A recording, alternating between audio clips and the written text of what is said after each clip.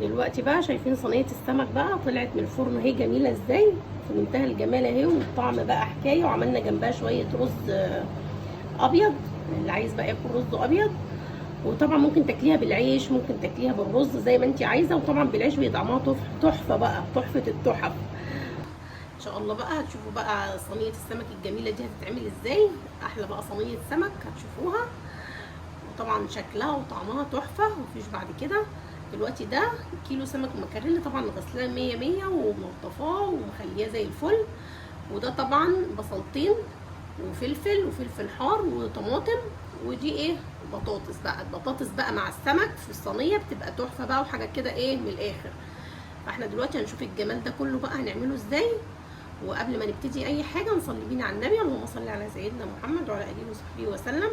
صلاه تهدينا وتغنينا وترضينا. وان شاء الله بقى هنشوف بقى نعمل ايه. طبعا ده هنخلطه في الكبه خلطه كده ايه صغيره، يعني مش هنخليه يتفرم قوي ولا ينعم قوي، يعني نخليه بس ايه خلطه ايه خشنه شويه. هنعمله ونرجع نشوف بقى نكمل. ودلوقتي بنقطع بقى البصل اهو، الفلفل والحاجات بتاعتنا كلها بقى ايه نحطها كده في الكبه.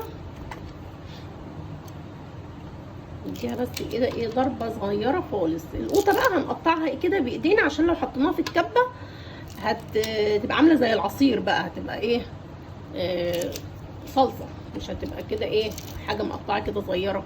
فاحنا هنكمل بقى حاجتنا ونقطع القوطه واوريكم بقى نعملها ازاي. دلوقتي بقى احنا خلطناها اهو زي ما انتم شايفين عاملين ازاي، تحس انها ايه خشنه كده، يعني مش ناعمه ولا حاجه. فاحنا دلوقتي هنرص البطاطس في الصينيه، وهنقوم ايه نحط برده عليهم دي، ونقطع بقى ايه القوطه.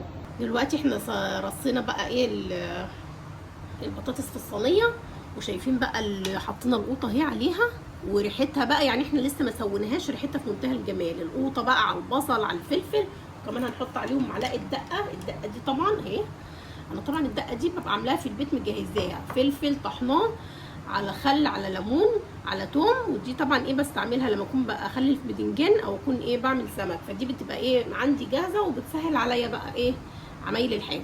فانا دلوقتي خلاص اهو هنقلبها بقى دي كده ايه تقليبه ببعضها كده، التوم مع الحاجه. وهنحط برده توابلنا.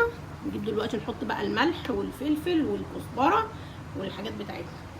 هنحط بقى معلقه كزبره، وهنحط معلقه ملح. ما نكترش ملح عشان الدقه برده اللي انا حطاها يبقى فيها ملح. ودلوقتي بقى هنقلب كله ببعض كده، ونرص السمك بقى في الصينيه، ونكب بقى عليها كل الخلطه دي كده، ونكمل برده ايه نحط بقيه البطاطس. هنشوف دلوقتي نحط ايه، ناخد بقى ايه الخلطه بتاعتنا دي كده، ونحطها بقى ايه على كل الايه السمك.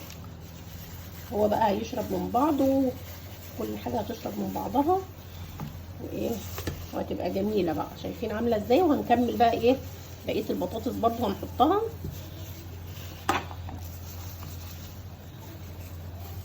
عشان كله بقى ايه هيشرب من بعضه. دلوقتي الصينيه والله العظيم ريحتها تحفه من قبل ما تدخل الفرن، يعني ريحه البصل بقى والطماطم والخل والتتبيله كلها جميله. دلوقتي هنحط عليها بقى الباقي اهو، وبرده هنرش شويه ايه زيت كده وشويه خل.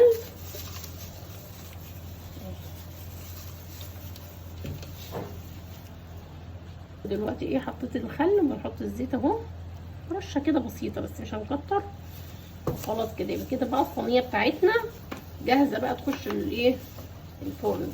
طبعا كل تتبيلتها وكل حاجتها محطوطه، يعني انا معلقه التتبيله دي فيها الثوم وفيها الكمون وكل حاجه، غير الكزبره كمان اللي انا حطيتها والملح والحاجات دي، يعني هي ايه متبله من مجاميعه. فدلوقتي خلاص هي جهزت معانا اهي، يا دوبك بس كده ايه نظبطها كده وندخلها بقى ايه الفرن، وتشوفوا بقى الجمال لما يطلع. دلوقتي بقى شايفين صينيه السمك بقى طلعت من الفرن اهي، جميله ازاي، في منتهى الجمال اهي، والطعم بقى حكايه. وعملنا جنبها شويه رز ابيض، اللي عايز بقى ياكل رز ابيض. وطبعا ممكن تاكليها بالعيش، ممكن تاكليها بالرز زي ما انت عايزه، وطبعا بالعيش بيبقى طعمها تحفه بقى، تحفه التحف. وشايفين بقى جميله ازاي، شايفين السمك اهو، شايفين طلعه جميله.